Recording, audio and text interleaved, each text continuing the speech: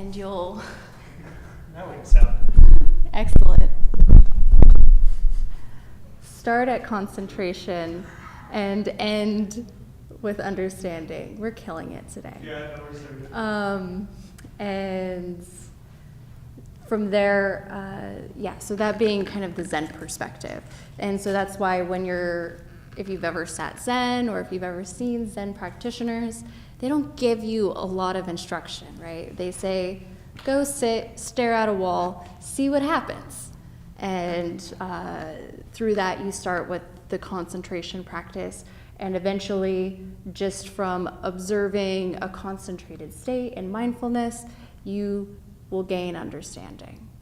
Theravada, on the other hand, is going to give you a more kind of if this then that, and that they're to be developed simultaneously, that they are going to be not necessarily in a specific order, but they do strongly influence each other. And with wise concentration specifically, that one is where our mindfulness is definitely emphasized by our concentration practice. It's a different type of meditation that can be developed or used simultaneously with mindfulness. But primarily, one of the things that happens is the more that you practice, the more your concentration becomes clearer and clearer and more robust. Where in the beginning of practice, concentration practice is going to feel a little rickety. It's going to be a little bit of a rickety boat. And then over maybe after a year for some people, maybe after 5 years for other people, a concentration practice can be very robust and lead to a lot of the positive aspects of Buddhism, where so much of, I feel like the Buddhist practice, we talk very doom and gloom and suffering this and suffering that. Concentration practices can lead toward a lot of the joy that is maybe underrepresented in Buddhism.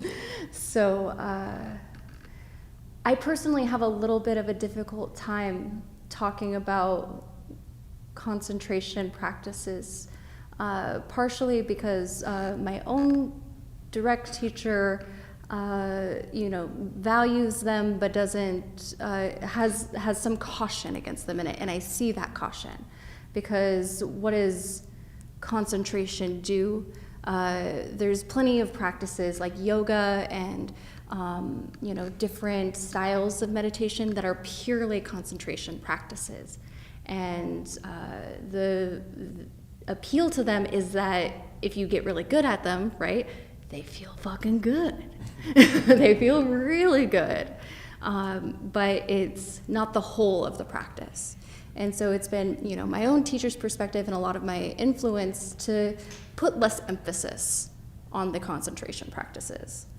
Now, a lot of my other teachers are monastics, where there's a lot of emphasis on what they call jhana states and being able to go through all of these things, and it gets to be a little bit much for me, because I'm a person who kind of wants to be like, well, where am I at?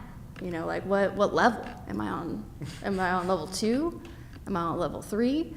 Like, I know this about me, and so there's that part of me that also kind of wants to repel against that in the beginning repelled against concentration practices, because I didn't want to be too concerned about, am I at second jhana? Am I at first jhana? Am I at third jhana? Like, it freaks me out.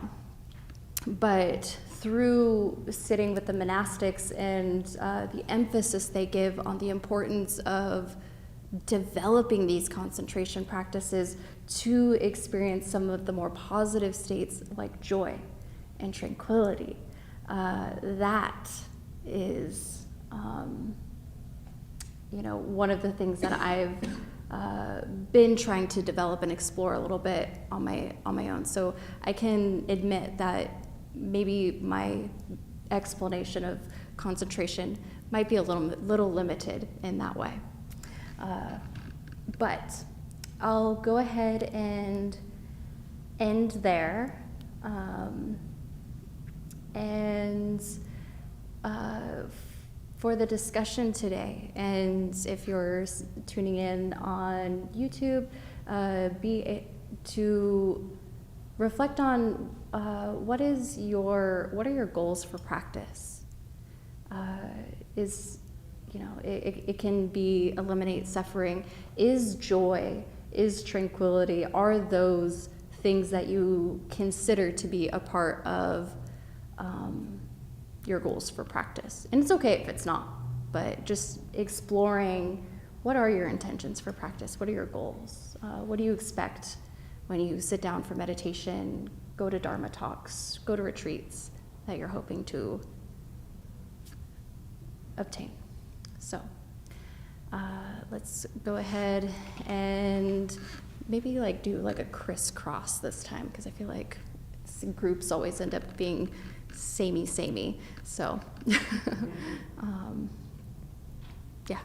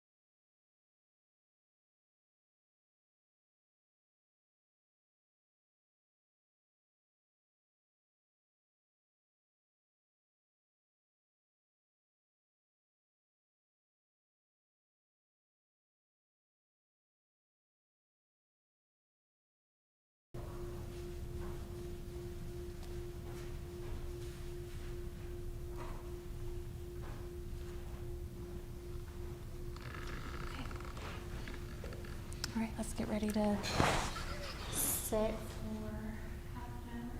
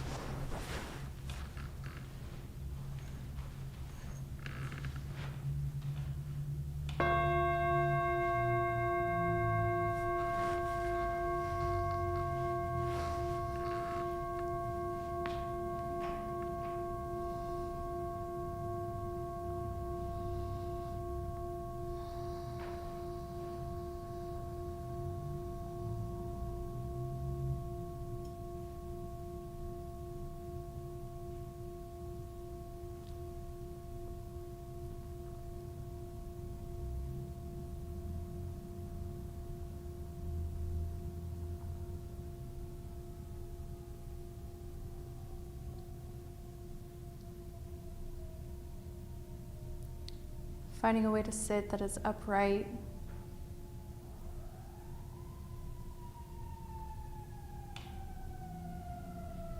Extending the exhale. And letting the shoulders drop.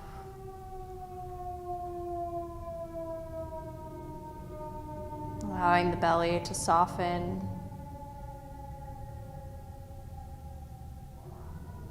Relaxing all the muscles in the face and the jaw.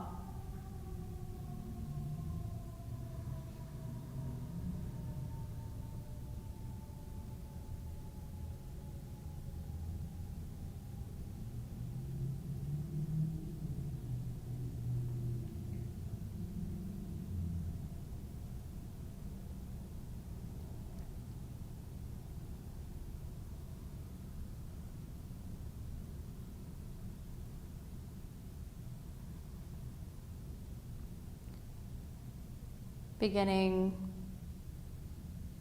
with breath.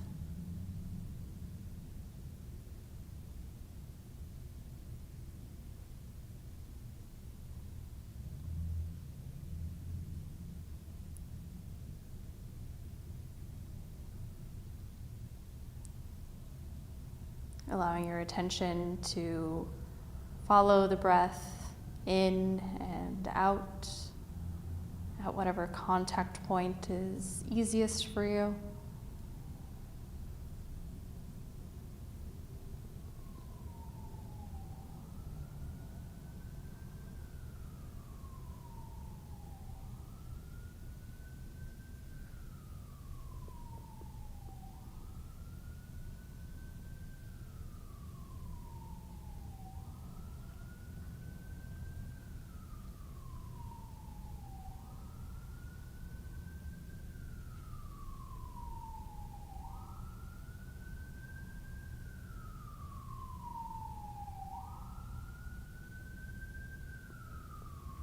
Giving ourselves the reminder of how important being able to follow the breath in and out is.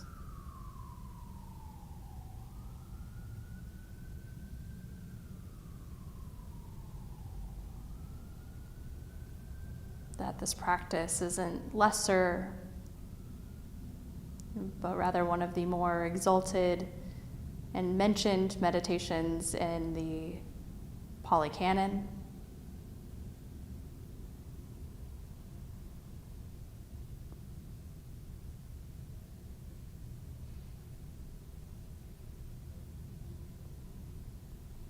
And that for 2,600 years, people have learned to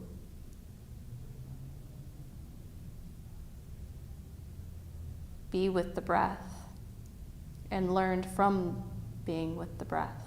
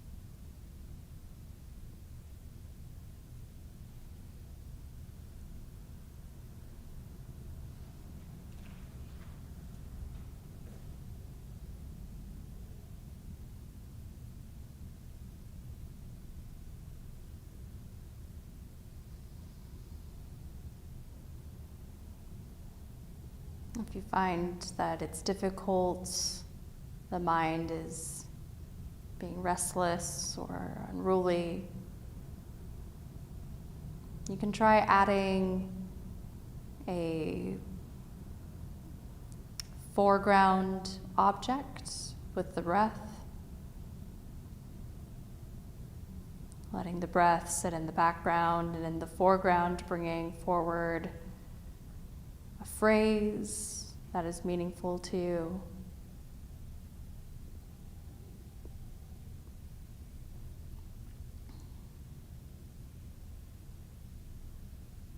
You can experiment with stretching awareness in space.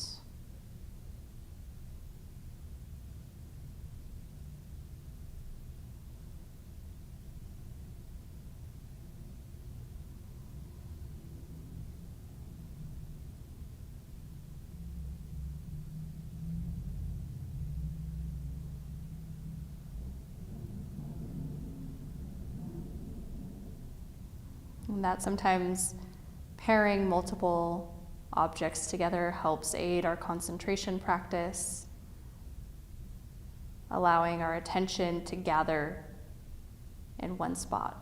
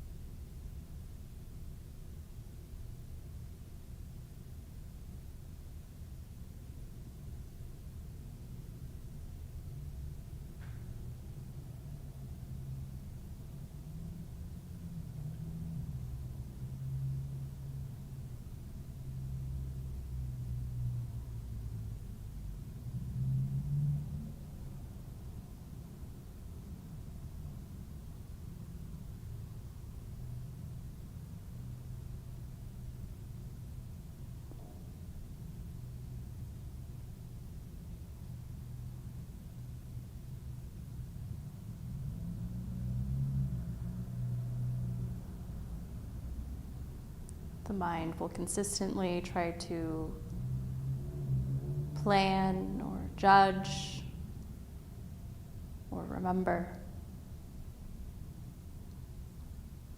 And continue returning to your background and foreground meditation.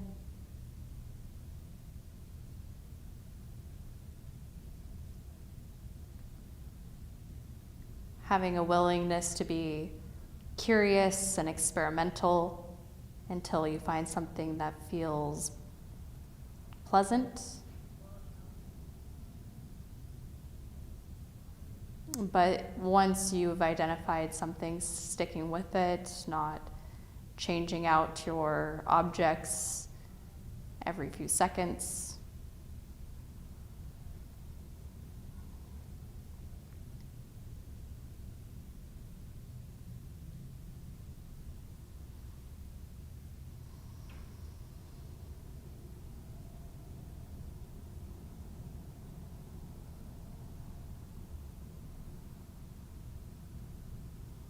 again, different objects. You might use a phrase that you find is meaningful to you.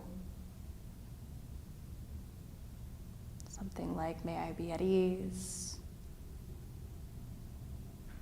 I care about you. Right now it's like this.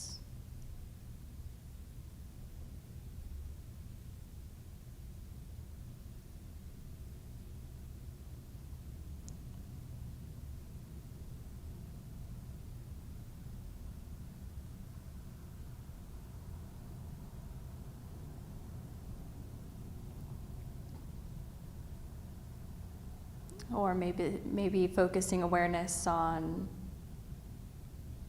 its limits. Can it be stretched? Can it be moved? Is there space?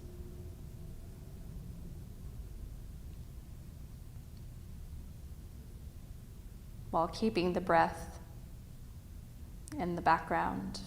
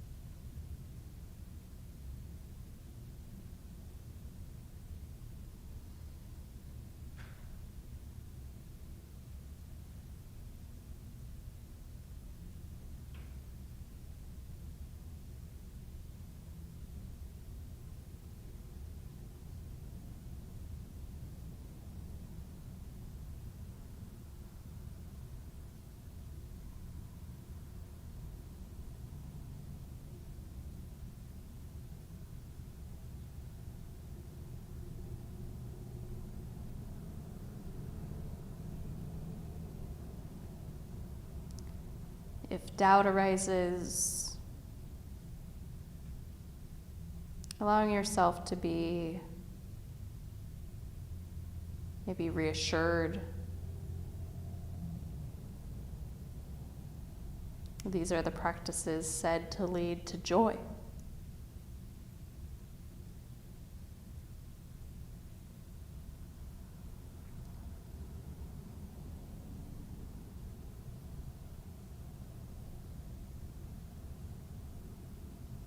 To tranquility and equanimity.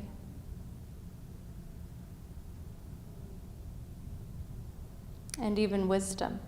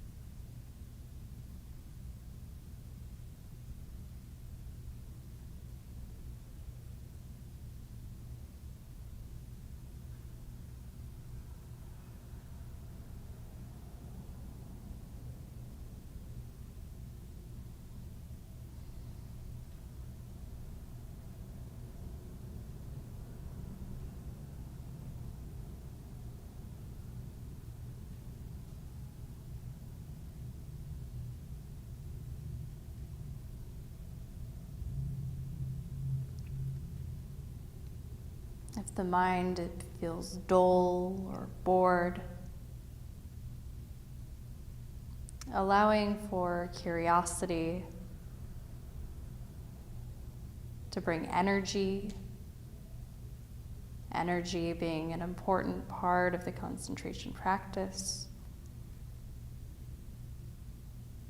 So first, diagnosing, how is my energy? Is it agitated? Is it dull? Is it tired? Is it averse? And adjusting.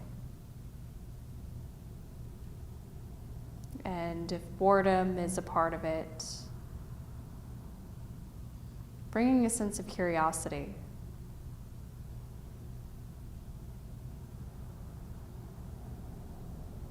What if I could relax even further into the breath?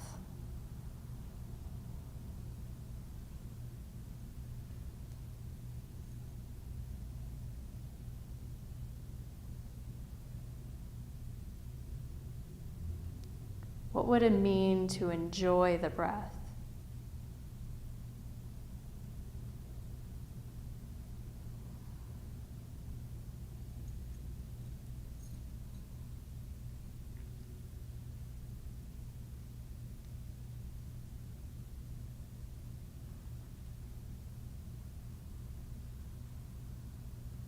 And don't allow the mind to settle, for this is all there is.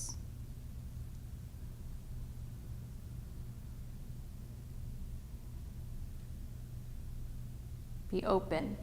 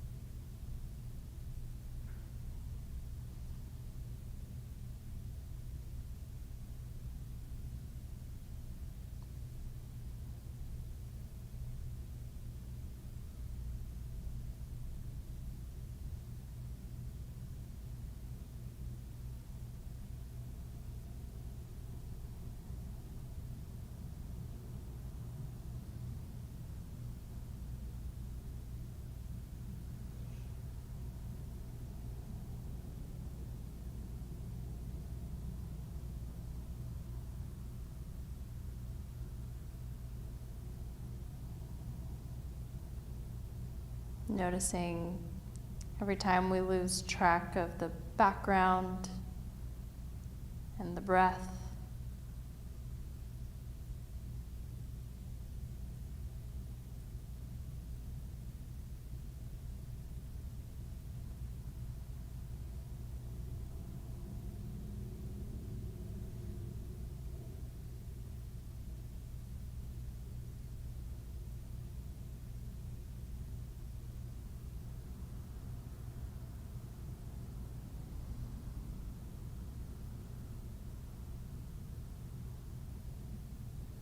And that maybe at a certain point you don't need to hold the breath so tightly.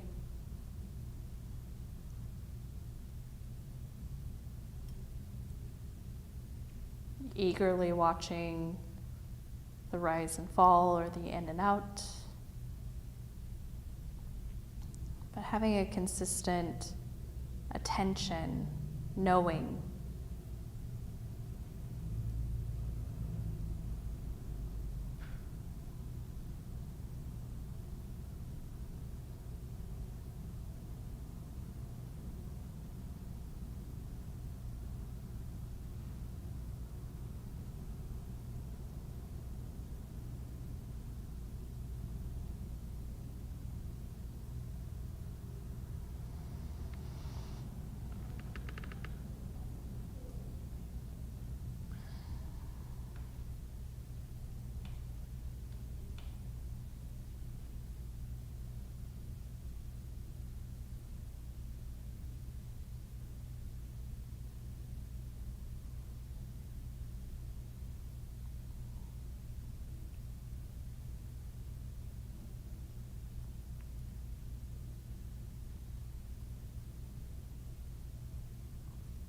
For the last remaining minutes of the meditation,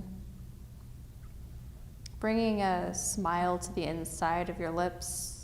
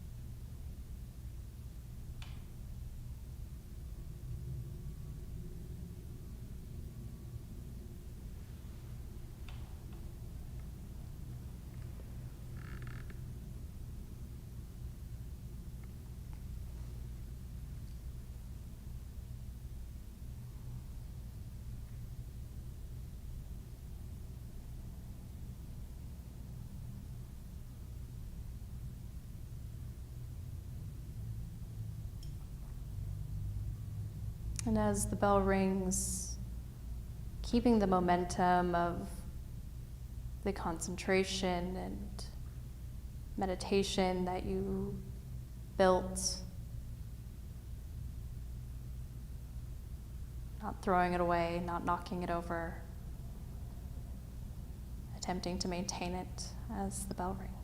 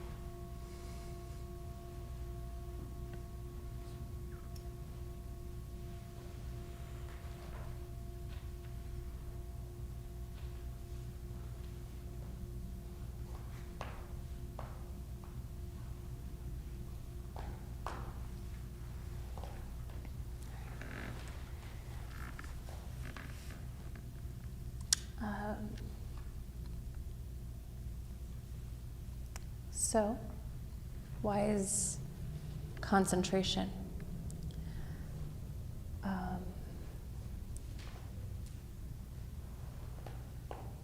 As I stated before, it's one of the more difficult pieces of the Eightfold Path to talk about for me. Many of the Western teachers have a very different perspective of wise concentration than the monastic tradition does. There's a gulf between these two perspectives, and so and there's definitely some importance to the Western style teaching, which is primarily built on that gathering of the mind that happened and was mentioned in the meditation, and that it's primarily used as a stepping stone toward mindfulness, and that being the foundational piece for a mindfulness practice, that we gather the mind, we concentrate the mind into a single point, and from there we can sort of like open the can to mindfulness and allow for more to be done. And some teachers will do concentration practices by solely focusing in on the heart practices, giving loving kindness phrases or compassion phrases. Those would be considered concentration practices because it's asking you to gather the mind around an object. This is the fundamental piece. And the tricky thing about, and that's where I think maybe a lot of the Western perspective of the concentration practice being the maybe less important practice comes from, is because it's always used as the stepping stone toward mindfulness. Like mindfulness is, the golden child, the concentration is just who we step on to get there. And they're both really important. I think in my own practice, as I've opened and begun learning more about the concentration practices. In the suttas, it's where a lot of the positive shit comes from. The joy and the tranquility and the equanimity and even wisdom. I've told this story in the past of one of my first meditation retreats where I came into the meditation retreat with this idea of something that I wanted to figure out, because that's how I was in my early meditation retreats. I would have a problem on the outside. I'm going to bring this problem to the meditation retreat. I'm going to figure some shit out and be a better person on the other side. That was how I rolled. And so through that practice, I was the first couple of days trying my best to figure, kind of use the mindfulness investigating practice to figure this thing out, and I couldn't. I sat there for hours mulling this over, and nothing came through. It felt like the mind was just like playing possum, just dead on its back. And so eventually I got tired of trying to figure out the issue, and was like, okay, I'm just gonna go and do whatever it is the teacher is suggesting, which was some sort of heart practice, which heart practices are concentration practice. So I was doing the repeating of the phrases over and over again, walking back and forth, repeating some phrases, in my mind, not really thinking anything was going to happen, just being like, oh, just putting some drops in the bucket or whatever.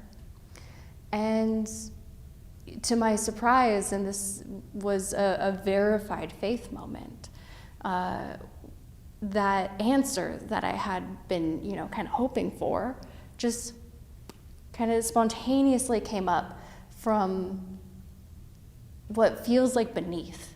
And that's one of the interesting things every time that I've had that experience, because I've had experience in meditation retreat or in meditations where I can kind of use that investigative mindfulness, and it does kind of feel like the tinkering, the Rubik's Cube of the mind, trying to figure something out.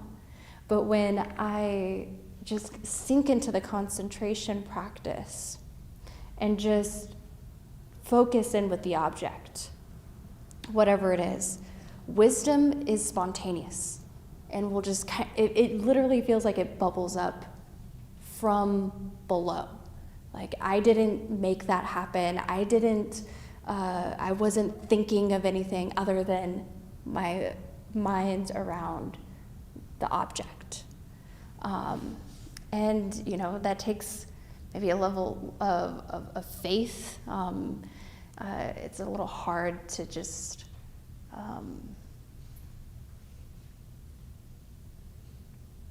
know or that's going to happen. And another aspect of concentration practice that is necessary to mention is the way that so many people take the word concentration literally. And that in all of many of the monastics that I've learned from, they all describe it as that being a very poor translation. One study found that the Chinese translation of the Pali Canon, they have it is stillness would be the translation instead of concentration from the Pali word samadhi. So that's the Pali word. In the US and on the western side of the world, we went with concentration. In China, they went with stillness, or this other word, I think it was guan, if I'm pronouncing that correctly, which is similar to guanyin, which means to look over, which is such a different energy than concentration. Again, concentration from most of our upbringing is, our teachers telling us to concentrate on the test. For me, I feel like the only time I ever use the word concentrate is with my kid when she's sitting at the table, just like goofing off, and I'm like, concentrate on eating. Just there's focus, and so bringing that, because the other part of concentration that's important is it doesn't work with any residual aversion. Any tension will hinder the practice. And sometimes if we're coming at it from, I need to focus, there's a grip there that doesn't allow for space. And so coming at it from those different words, can I still the mind? Can I gather the mind? Can I even for me, even like that one pointedness that sometimes people use feels a little bit too like concentration. But can I gather it? Can I still, or relax? You know, even the difference between the energy of saying, okay, focus on your breath versus enjoy the breath. It brings such a different quality of meditation for me. And it's something that the Buddha does recognize different types of samadhi that, as spoken of, the yogic traditions, different traditions will have these types of samadhi practices. Anybody who maybe does art or plays music or dances you've probably experienced some level of samadhi from that. It's that gathered attention where everything kind of falls away, and maybe you even like lose sense of time. And so if you've had that experience, you can kind of weigh it against that in your meditation of like, oh, okay, I can see the similarities here. And the only reason it's, not wise samadhi is because it's not leading to enlightenment or to freedom. So it's limited, right? It only services pleasure in those, and it's dependent on sense experience. Whereas the samadhi that we do in meditation is non-dependent, not dependent on any sense experience.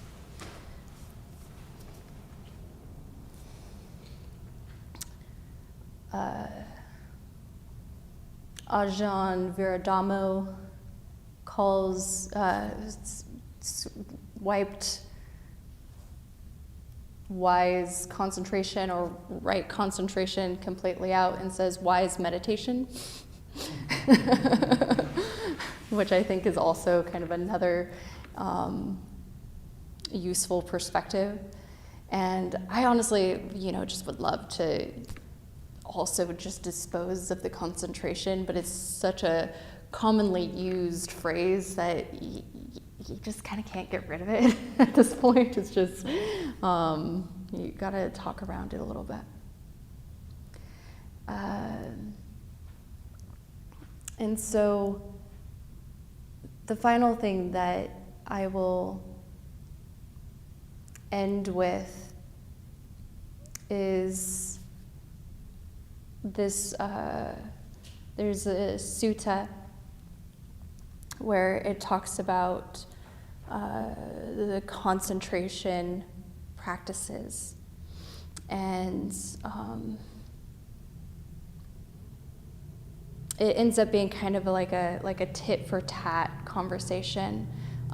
Really, what's happening is in this sutta, a lay person is grilling a nun, like just hammering in with the questions, and she's answering all of these different questions related to practice, and it kind of comes to this place at the end where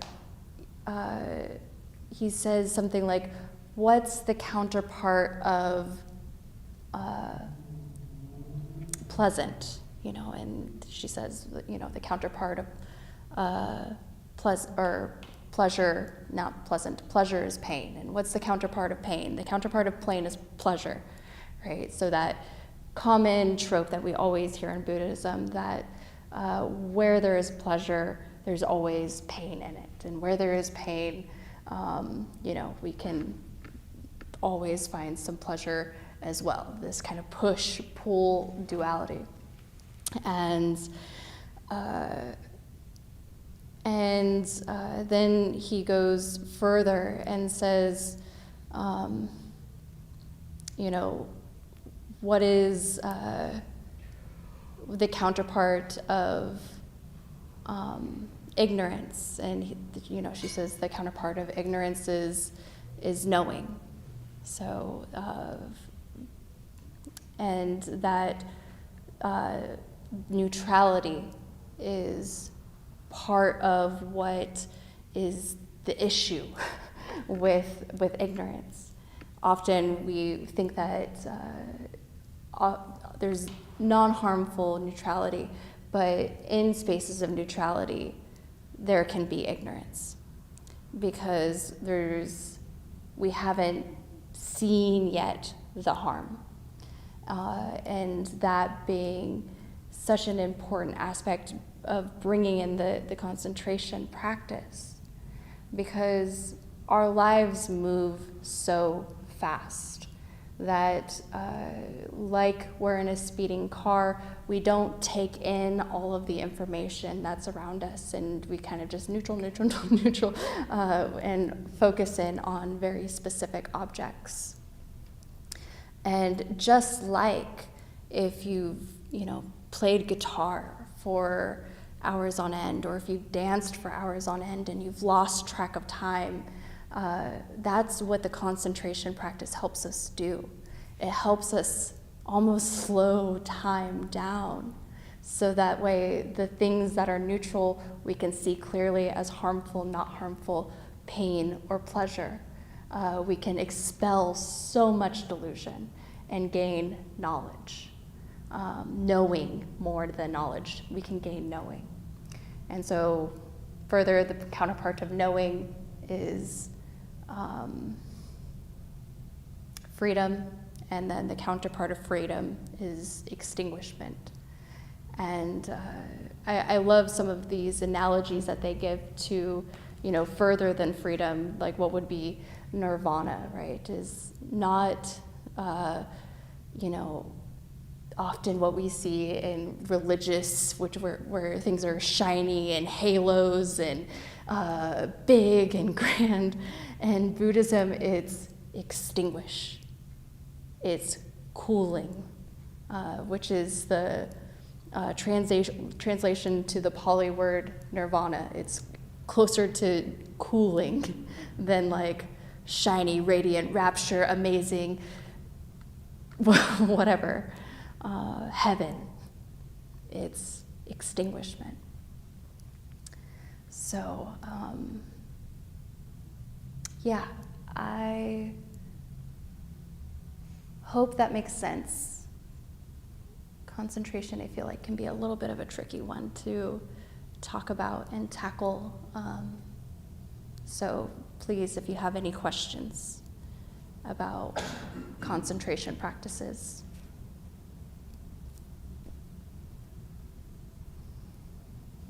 I'm just enjoying how well the word extinguishment goes along with it, because I think that relates to like the idea of what was it called, the fire.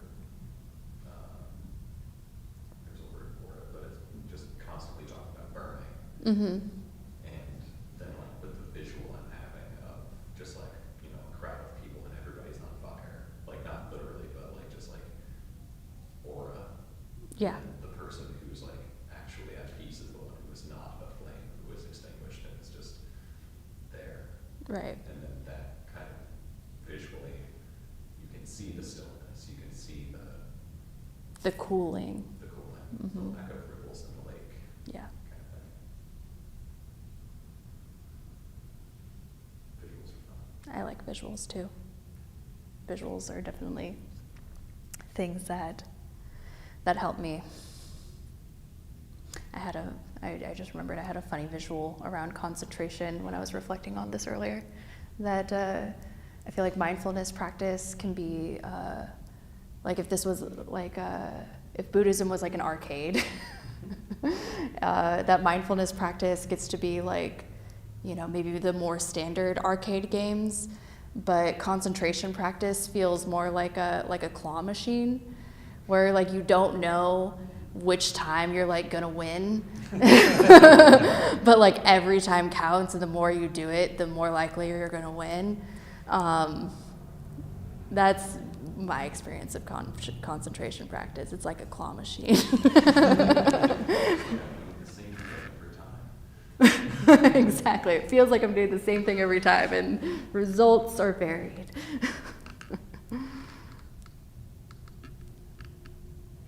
Any other questions or thoughts? Okay. We'll go ahead and close it there. We'll end with Donna. So if you would like to help Dharma Punx continue to exist through being able to pay rent and other expenses that might occur, $5 to $10 is suggested, but ultimately Buddhist teachings are freely offered, so no pressure. Do not feel like you have to donate.